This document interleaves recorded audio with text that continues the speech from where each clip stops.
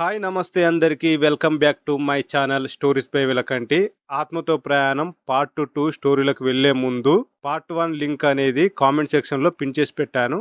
ఎవరైనా చూడని వాళ్ళు ఉంటే వెళ్ళి చూడండి. ఎందుకంటే అది కంప్లీట్గా ఇంటే గానీ ఈ పార్ట్ 2 అర్థం కాదు. పార్ట్ 2లో ఎన్నో మలుపులు, మంచి ట్విస్టులు అండ్ సస్పెన్స్, హర్రర్ అన్ని కలగలిపి ఉన్నటువంటి మంచి స్టోరీ. ఒక రకంగా సింపుల్ గా చెప్పాలంటే మా ఊరి పొలిమేర పార్ట్ 2 స్టోరీ ఎలా ఉంటుందో సేమ్ అలాగే ఈ ఆత్మతో ప్రయాణం అనేది ఉంటుంది. చివరి వరకు చూసే ప్రయత్నం చేయండి లేదా వినండి. ఇక డైరెక్ట్ స్టోరీలకు అయితే వెళ్దాం. పార్ట్ 1లో స్వాతిని కలిసిన తర్వాత స్వాతి బ్రతికే ఉంది అని నిర్ధారించుకొని బస్ ఎక్కిన తర్వాత ఏం జరుగుతుందనేది దాని కంటిన్యూషనే ఈ పార్ట్ 2. అసలు టోటల్ గా మొదటి నుండి రివ్యూ చేసుకున్నా. చెట్టుకు ఉరివేసి చంపిన అమ్మాయి, నా బైక్ మీద వచ్చిన అమ్మాయి, మా సారు కోసం వెళ్తే కనిపించిన అమ్మాయి ఒక్కరే. నాకు మెసేజ్ చేసిన అమ్మాయి, స్క్రాప్ రూమ్ లో బంధించబడిన అమ్మాయి ఒకటే. తను ఈ కంపెనీ ఎంప్లాయ్ అని చెప్పింది. నా పాత ఫేస్బుక్ ఫ్రెండ్ అని కూడా చెప్పింది. కానీ తను చెప్పింది అబద్ధం. కానీ ఆ స్వాతి బ్రతికే ఉంది, చనిపోలేదు. అంటే ఈ అమ్మాయి స్వాతిలా నటించిందన్నమాట. ఏ దయ్యానికి నటించాల్సిన అవసరం అయితే లేదు. అంటే ఈ ఆత్మల నటించిన స్వాతి అసలు దయ్యమే అయ్యే ఛాన్సే లేదు. అసలు నా చుట్టూ జరిగిన కథలో ఆ చెట్టుకు ఉరివేసిన అమ్మాయి మాత్రమే ఆత్మ. కానీ ఆత్మ నా చుట్టూ ఎందుకు తిరుగుతుంది? అసలు ఈ ఆత్మగాని స్వాతి ఎందుకు నాతో ఆత్మల డ్రామా ప్లే చేస్తుందో నాకు అర్థం కాలేదు. ఇంతవరకు ఓకే. మరి నేను ఆ రోజు పేపర్లో చూసిన అమ్మాయి అయితే ఇంతవరకు కనిపించలేదు. అంటే ఈ ఫేక్ స్వాతికి ఆ చెట్టుకు ఉరివేసిన అమ్మాయి ఆత్మ నాతోనే తిరుగుతుంది అనే విషయం తెలియదేమో. అసలు నా చుట్టూ ఏం జరుగుతుందో నాకే అర్థం కాలేదు. ఇలా ఆలోచిస్తూ బస్సులో కూర్చున్నా. ఎప్పుడు నిద్రలోకి వెళ్ళిపోయానో నాకే అర్థం కాలేదు. బస్సు నేను ఉండే స్టాప్కు వచ్చింది. లేచి చూస్తే పార్సల్ కనిపించలేదు. అంతే, నా మైండ్ బ్లాక్ అయిపోయింది. వెంటనే వెళ్ళి కండక్టర్కి చెప్పాను. తను కూడా బాగా రెస్పాండ్ అయ్యాడు. అందరిని బస్సు దిగమని చెప్పి చెక్ చేశాడు. అలా ఒక్కొక్కరిని వెతుకుతున్నప్పుడు నా పార్సల్ ఒకరి దగ్గర దొరికింది. తనని అందరూ కొట్టారు. వద్దు అని చెప్పినా వినలేదు. ఆ పార్సల్లో సాలరీ చెక్స్ ఉన్నాయి. పోతే నా జాబ్ పోయినట్టే. ఇంకా అక్కడి నుండి వెళ్ళిపోదాం అనే టైంకి నేను ఆటోలో ఒక అమ్మాయిని చూశా. తను ఎవరో కాదు, ఆ రోజు నేను పేపర్లో చూసిన అమ్మాయి. ఫేక్ న్యూస్ చూశాను కదా, ఆ అమ్మాయే ఈ అమ్మాయి ఒకటే. ఆటో చాలా ఫాస్ట్గా వెళ్ళిపోవడంతో నేను తనని క్యాచ్ చేయలేకపోయా. అంటే ఆ అమ్మాయి బ్రతికే ఉంది అన్నమాట. ఈ అమ్మాయి నా దగ్గర ఆత్మలా వస్తే మాత్రం నా వెనక ఏదో జరుగుతున్నట్టే. అది ఏంటో తెలుసుకోవాలనిపించింది. నేను సార్కి చెక్స్ని నా రూమ్మేట్తో ఇచ్చి పంపించాను. ఆ కంపెనీలో క్యాంటీన్ పనిచేసే వంటవాడు ఉన్నాడు, ధర్మ అని. తనకసలు ఏం అవుతుందో తెలిసే ఛాన్స్ ఉండి ఉండొచ్చు. నేను ఆఫీస్కి రావట్లేదు, 2 డేస్ క్యాంప్కి వెళ్తున్నా. మా ఫ్యామిలీలో ఒకరికి హెల్త్ బాగాలేదని చెప్పాను. మా మేనేజర్ తిట్టి చివరికి ఒప్పుకున్నాడు. ఇంకా నేను నా పనిలో ఉన్నా. డే టైంలో ధర్మ వాళ్ళ ఇంటికి వెళ్ళా. తను నన్ను చూసి షాక్ అయిపోయాడు. ఒక్క నిమిషం వాడికి ఏం మాట్లాడాలో అర్థం కాలేదు. కంగారు పడుతున్నాడు. మళ్ళీ ఆ అమ్మాయి ఫోటో చూపించి తన కోసం అడిగా. ఆ అమ్మాయి కోసం అడగకండి ప్లీజ్, తను ఆత్మల నాకు కనిపిస్తుంది అన్నాడు. మళ్ళీ నేను చెప్పాను అని తెలిస్తే నన్ను చంపేస్తుంది అన్నాడు. ఇంకా చాలు, నువ్వు చెప్పేది అబద్ధమని నీకు తెలుసు, నాకు తెలుసు. అసలు ఏం జరిగిందో చెప్పు.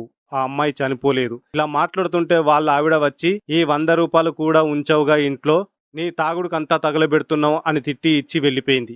అప్పుడు అర్థమైంది వీడి వీక్నెస్ ఏంటో. నీకు 5,000 ఇస్తాను, నాకు ఏం జరుగుతుందో చెప్పు అన్నాను. అంత పెద్ద అమౌంట్ పేరు చెప్పేసరికి ఇంకా వాడి ముఖం వెలిగిపోయింది. ముందు డబ్బులు అన్నాడు.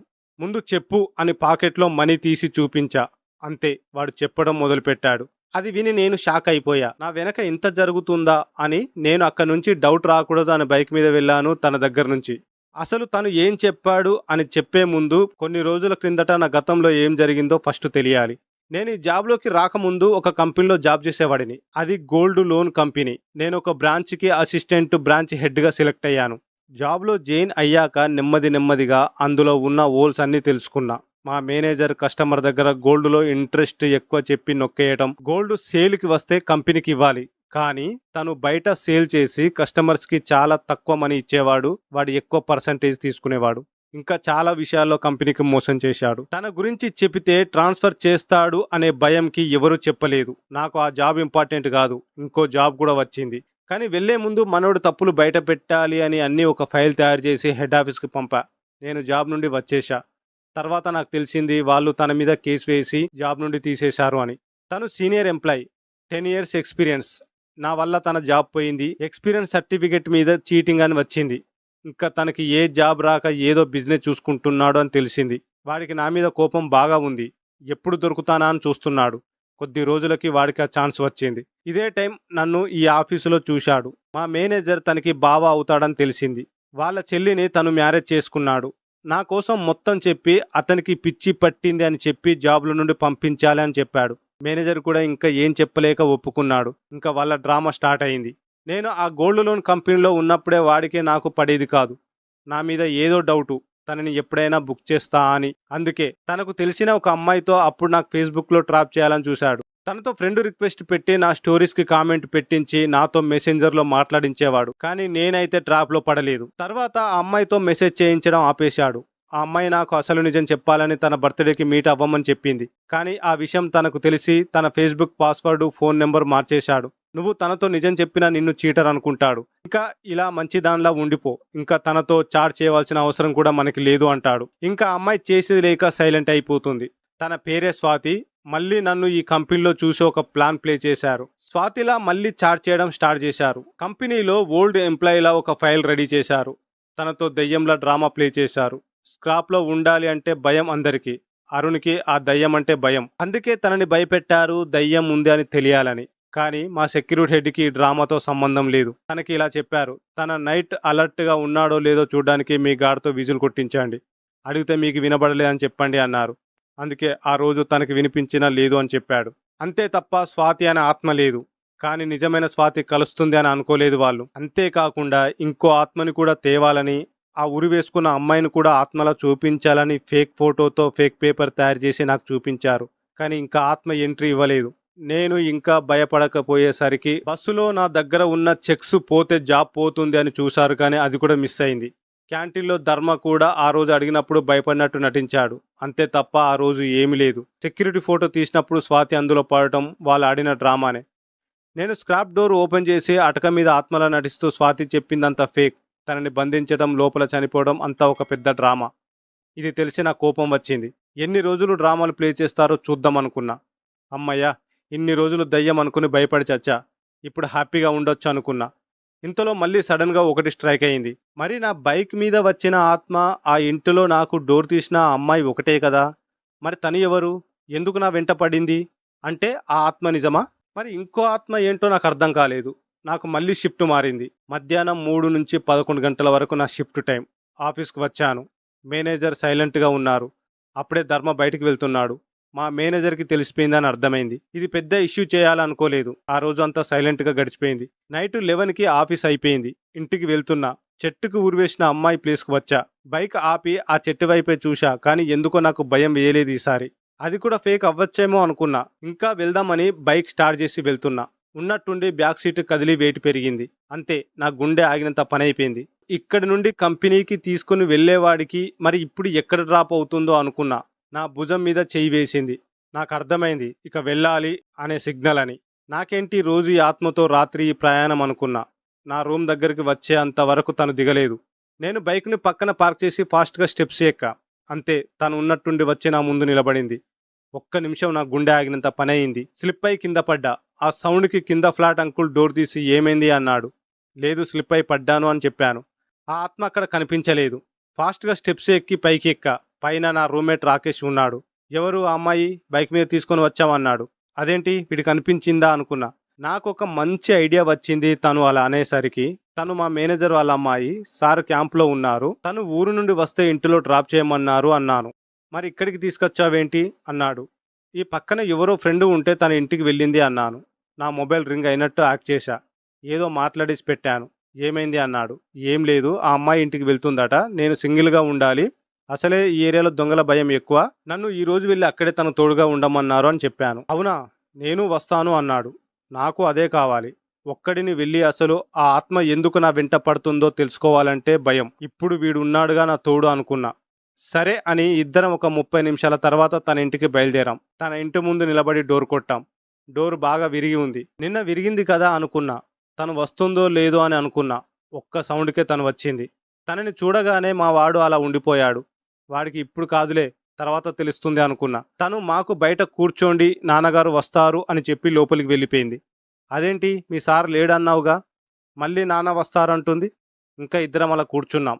ఇంతలో రాకేష్ అలా సోఫాలో కూర్చొని అక్కడ ఉన్న ఒక పేపర్ తీశాడు. అందులో ఉన్న న్యూస్ చూసి షాక్ అయిపోయాడు. నాకు అర్థమైంది ఈ అమ్మాయి ఆత్మ అని తనకి తెలిసిపోయింది అని.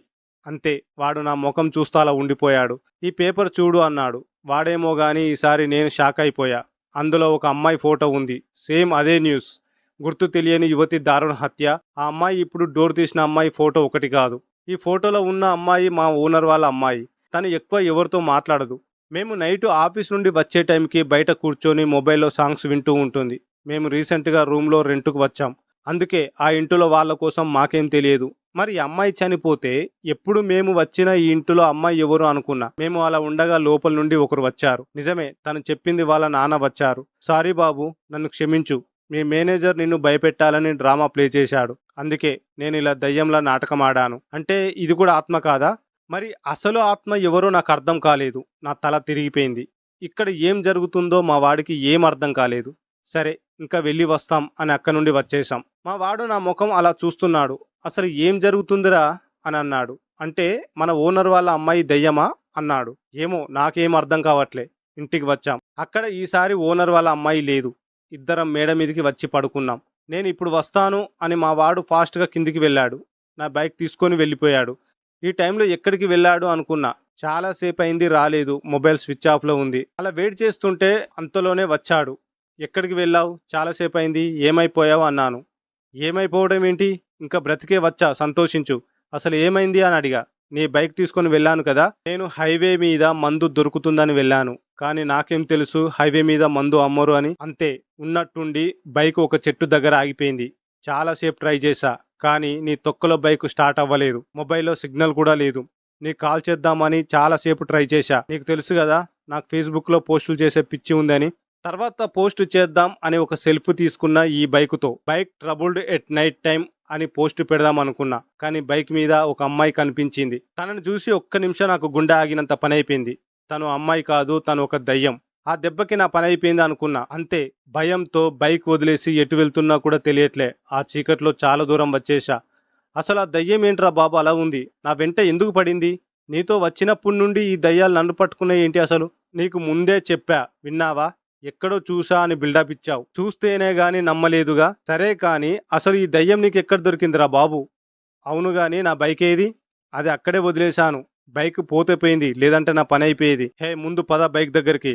అది ఇవ్వడానికి తీసుకువెళ్తే ప్రాబ్లం అవుతుంది. వామ్మో, నేనైతే అక్కడికి రాను అన్నాడు. అయితే బైక్ పోతే నువ్వే ఇవ్వాలి అన్నాను. సరేలే, నువ్వు ఉన్నావుగా, పద వెళ్దాం అన్నాడు. ఇద్దరం స్టెప్స్ దిగి కిందికి వచ్చాం.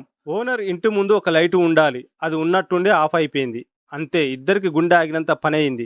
ఒక్కసారిగా డోర్ ఓపెన్ అయింది, ఓనర్ అంకుల్ వాళ్ళది. అందులో నుండి ఆ చనిపోయిన ఓనర్ కూతురు వచ్చి నిలబడింది. ఇద్దరం ఒకరి ముఖాలు ఒకరిని చూసుకున్నాం. అంతే, పెద్ద గాలి మొదలైంది. మా వాడు ఆ గాలితో పాటు లోపలికి వెళ్ళిపోయాడు. నా బైక్ కోసం వెళ్దామని బయటికి వచ్చా. ఇంతలో ఒక పోలీస్ వెహికల్, అంబులెన్స్ వెళ్తూ కనిపించాయి. అసలు ఏమైందో అనుకున్నా. ఇంతలో మా ఆఫీసులోనే వర్క్ చేసే రాజేష్ బైక్ వెళ్తూ కనిపించాడు. తనని ఆపాను. నా బైక్ పెట్రోల్ అయిపోయింది అని అక్కడే పెట్టి వచ్చా. నన్ను కొద్దిగా డ్రాప్ చేయవా అని అడిగా. తొందరగా ఎక్కువ, ఇక్కడ ఏవో హత్యలు జరిగాయంట, అందుకే చూడ్డానికి అందరూ వెళ్తున్నారు అన్నాడు. నన్ను తను ఆ బైక్ ప్లేస్లో డ్రాప్ చేశాడు. బైక్ అక్కడే ఉంది.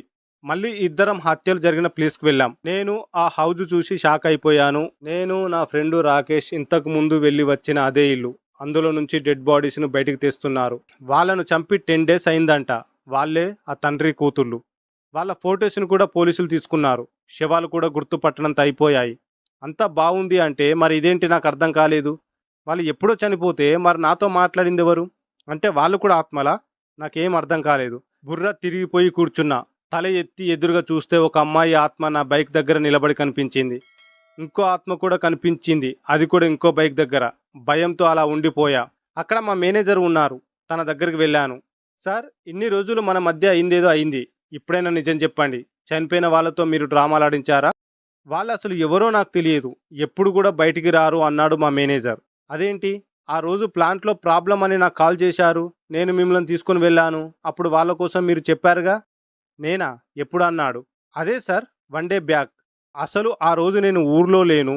నేను నీకు ఎలా కాల్ చేస్తాను? నీతో ఎలా వస్తాను? నీకేదో అయ్యింది. ముందు అయితే నేను చేసింది తప్పే, కానీ దీనికి నాకు ఎలాంటి సంబంధం లేదు అన్నాడు.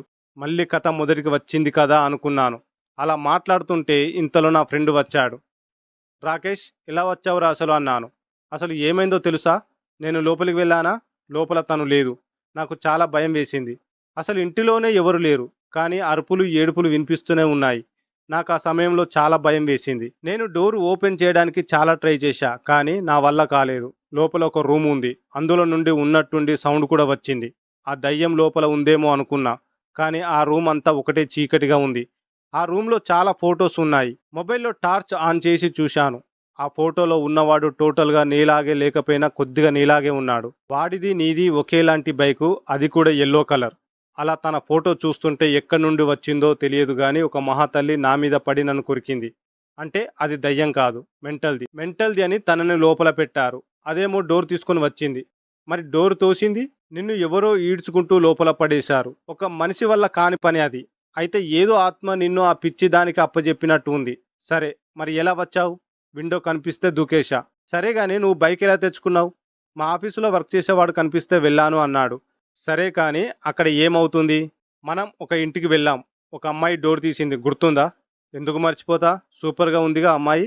ఆ డోర్ తీసిన అమ్మాయి వాళ్ళ నాన్న మనుషులు కాదు, ఆత్మలు వాళ్ళు. అవునా? అదేంటి, వాళ్ళెప్పుడు చనిపోయారు? చనిపోయి చాలా రోజులైందంట.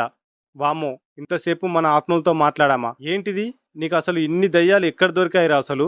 అసలు నీకు ఎవరు చెప్పారు వాళ్ళు చనిపోయారు అని అన్నాడు మా మేనేజర్ గాడు. వాడి హౌజు పక్కనేగా, వచ్చేసరికి బయటే ఉన్నాడు, వాడే చెప్పాడు. అలా ఇద్దరం మాట్లాడుకుంటే ఒక కానిస్టేబుల్ లోపల నుండి ఫాస్ట్గా వచ్చి, సార్, ఇంకో బాడీ దొరికింది సార్ అన్నాడు. అందరూ ఫాస్ట్గా లోపలికి వెళ్ళారు. తన డెడ్ బాడీని తీసుకొని వచ్చారు. తను ఈ రోజే చనిపోయి ఉంటాడని పోలీసులు అన్నారు. ఈ రోజా? వామో, ఇంకో బాడీనా? ఎవరిది డెడ్ బాడీ అనుకొని లోపలికి వెళ్ళి చూశాం. అంతే, ఇద్దరం ఒక్కసారిగా షాక్ అయిపోయాం. ఆ డెడ్ బాడీ ఎవరిదో కాదు, మా మేనేజర్ది. అదేంటి, తను చనిపోయాడా? మరి నువ్వు మీ మేనేజర్కి ఇప్పుడే చూశా అన్నావుగా? అవును, అంటే వాడు కూడా ఒక ఆత్మనే. అసలు మనకి స్టోరీకి ఎండింగ్ ఎలా తెలుస్తుంది? ఏమో నాకైతే అర్థం కావట్లేదు. ఇద్దరం అలా ఆలోచిస్తూ మా రూమ్కి వచ్చేశాం. ఇద్దరికి ఏం జరుగుతుందో కూడా అర్థం కాలేదు. ఇంతలో డోర్ సౌండ్ వచ్చింది. ఓపెన్ చేసి చూస్తే ఓనర్ వచ్చాడు. అంకుల్ మీరా? ఏంటి ఇలా అని అనేసరికి, సారీ బాబు, మా అమ్మాయి వలన మీకు ఇబ్బంది అయింది. తనకి మెంటల్ కండిషన్ సరిగా లేదు. ఇందాక విండోల నుండి నువ్వు పారిపోతుంటే చూశా అన్నాడు. అసలు ఏమైంది అంకుల్?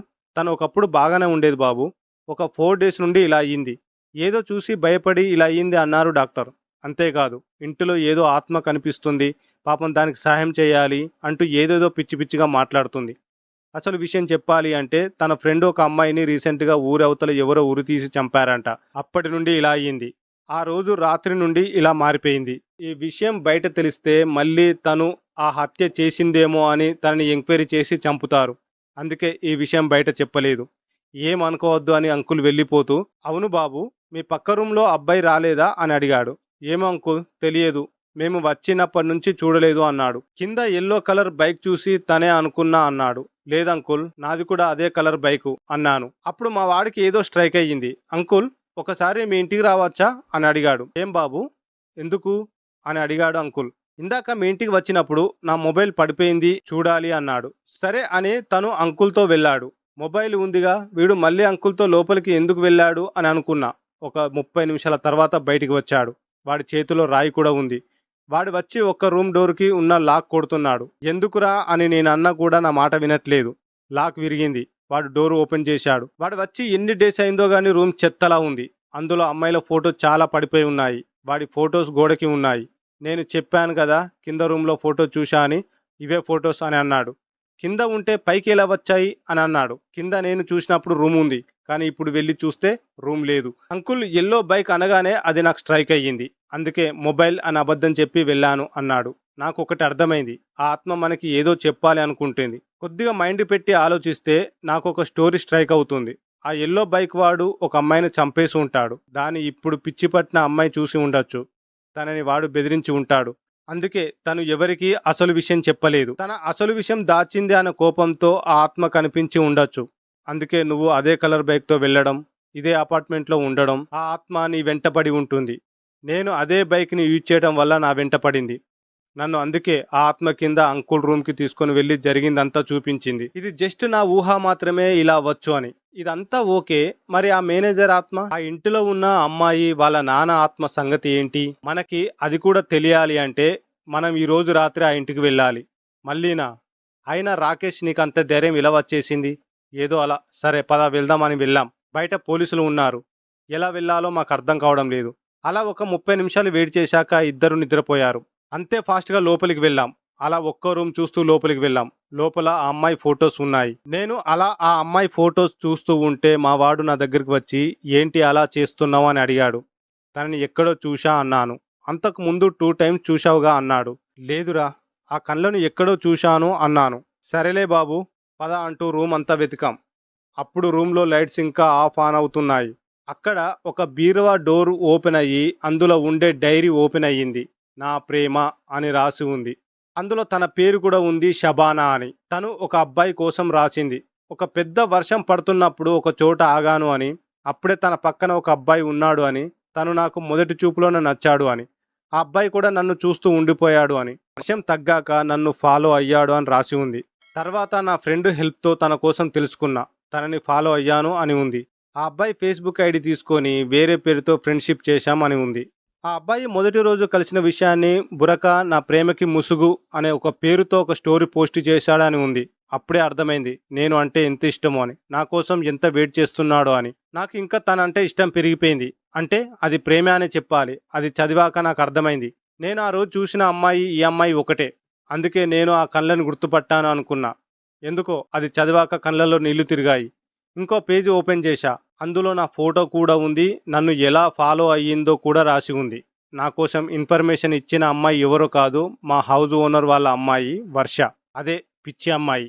ఇద్దరు క్లోజ్ ఫ్రెండ్స్. ఒకరోజు తను నా కోసం మా ఓనర్ వాళ్ళ ఇంటికి వచ్చింది అని, బయట నా బైక్ చూసి నేను రూమ్లో ఉన్నాను అని పైకి వచ్చింది అని ఉంది.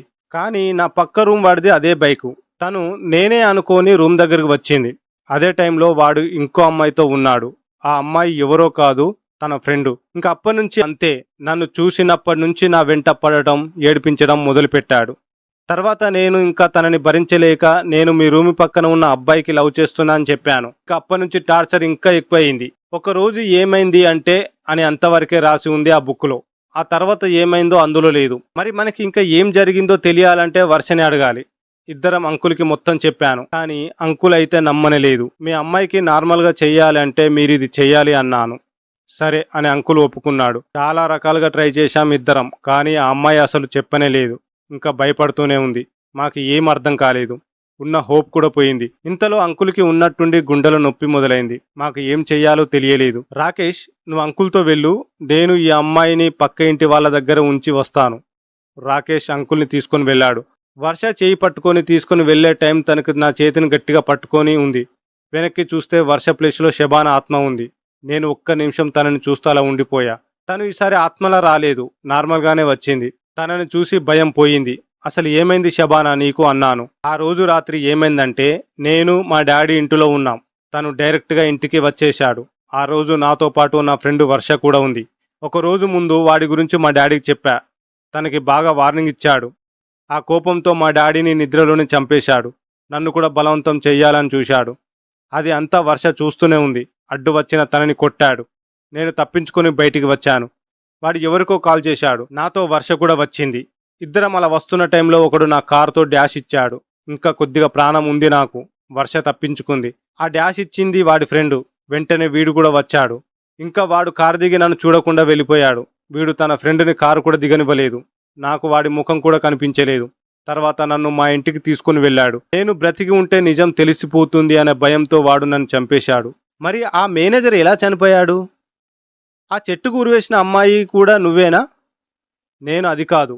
అది ఎవరో కూడా నాకు తెలియదు. నేను చనిపోయాక నువ్వు మా ఇంటికి వచ్చావు. అప్పటి నుంచి నిన్ను నేను వెంటాడుతూనే ఉన్నాను.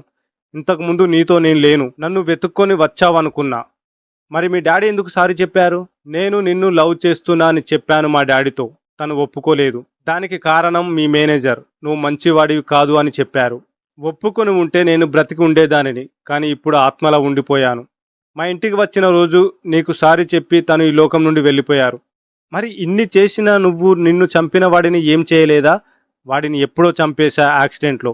వాడినే కాదు, నిన్ను ఆఫీసులో టార్చర్ పెట్టిన ఆ మేనేజర్ని కూడా చంపేశా. మరి ఇంకా ఎందుకు ఎదురు చూస్తున్నావు అని అన్నాను. ఇవన్నీ నీకు తెలియాలని. అంతేకాకుండా నన్ను కారుతో ఆ రోజు యాక్సిడెంట్ చేసిన వాడిని కూడా చంపాలి. వాడు ఎవడో కూడా నాకు తెలియదు కదా అన్నాను. తన కోసమే ఎదురు చూస్తున్నా. ఇంతలో వర్ష అక్కడికి వచ్చింది. నాకు తెలుసు తను ఎవరో. వాడే మీ ఫ్రెండు రాకేష్.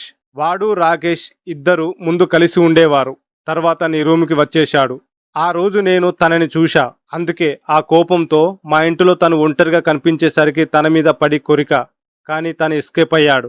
కానీ వాడు ఏం తెలియనట్టు ఉన్నాడు. వాడికి చంపింది షబానా అనే విషయం తెలియదు. కానీ తర్వాత వాడికి డౌట్ వచ్చిందనుకుంటా. తెలియనట్టు నీతో డ్రామా ప్లే చేశాడు. అలా అనేసరికి షబానాలో ఒక్కసారిగా చేంజెస్ మొదలయ్యాయి. అంతే, ఉన్నట్టుండి మాయమైంది. రాకేష్తో మా డాడీ కూడా ఉన్నారుగా, తనని ఏమైనా చేస్తాడేమో అని రాకేష్కి కాల్ చేసినా ఎలాంటి రెస్పాన్స్ ఉండదు.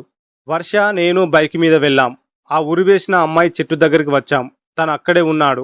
అంకుల్ ఎక్కడ ఉన్నారు అని అడిగా. అంకుల్ సేఫ్గానే ఉన్నాడు. నేను బ్రతకాలి అంటే అంకుల్ ఎక్కడ ఉన్నదో చెప్పకూడదు. అసలు నువ్వేనా ఏంటి ఇదంతా చేసింది అని అడిగాను. హా, నేనే. తనని కారుతో డాష్ ఇచ్చి చంపింది నేనే. కానీ కావాలని నేను చంపలేదు. ఆ చెట్టుకు ఉరివేసిన అమ్మాయి గుర్తుందా? తను కాకుండా అంతకుముందు ఒకరు చనిపోయారు. తను మీకు గుర్తుందా అని అడిగాడు వర్షని. హా, తెలుసు అన్నది. అంతకుముందు ఒక అమ్మాయి చనిపోయిందా అన్నాను. హా, అవును, చనిపోయింది. తనని చంపేశారు ఇక్కడే. తను ఎవరో కాదు, ఉషా. మేమిద్దరం లవ్ చేసుకున్నాం. ఒకరోజు నేను ఉషా కలిసి వస్తుంటే అక్కడ ఒకడు మాకు అడ్డుకున్నాడు. నన్ను కొట్టి తనని అక్కడే చంపేసి ఉరివేసేశాడు. ఎవడో ఉష వెంట పడుతున్నాడంట లవ్ చేయమని. కానీ ఉష నాకు ఆ విషయం చెప్పలేదు. నన్ను లవ్ చేస్తుంది అని తెలిసి మేము వస్తున్న రూట్ మాకు అడ్డుపడి ఇలా చేశాడు. ఇదంతా అదే రూట్లో వెళ్తున్న ఇంకొక అమ్మాయి కూడా చూసింది. కానీ తను మాకు హెల్ప్ చేయలేదు. వాళ్ళు ఎవరో చెప్పు అని తనను చాలాసార్లు కలిసి అడిగినా సరే తను చెప్పలేదు. అందుకే నేను కోపంతో ఆ అమ్మాయిని చంపి ఇదే చెట్టుకు ఉరివేశాను. వాడిని కూడా చంపాలి అనుకున్నా. ఇదే టైంలో నా ఫ్రెండు కాల్ చేసి, నీ ఉషా చావుకి కారణమైన వాళ్ళు వాడే కాదు, వాడికి 2 అమ్మాయిలు హెల్ప్ చేశారు, వాళ్ళు వస్తున్నారని చెప్పాడు. అంతే, నేను షబానాని కారుతో డాష్ ఇచ్చేశా. కానీ నేను తనని చూడలేదు. వర్ష మాత్రం ఎస్కేప్ అయింది.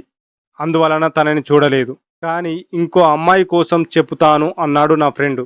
కానీ యాక్సిడెంట్లో చనిపోయాడు. తను చనిపోయిన విషయం నేను ఎవరికి చెప్పలేదు.